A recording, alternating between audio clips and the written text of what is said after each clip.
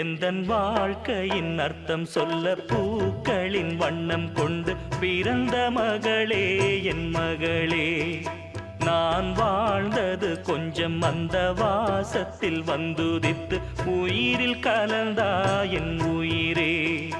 உன் பூவிழி குறுநகை அதில் 1000 கவிதையே.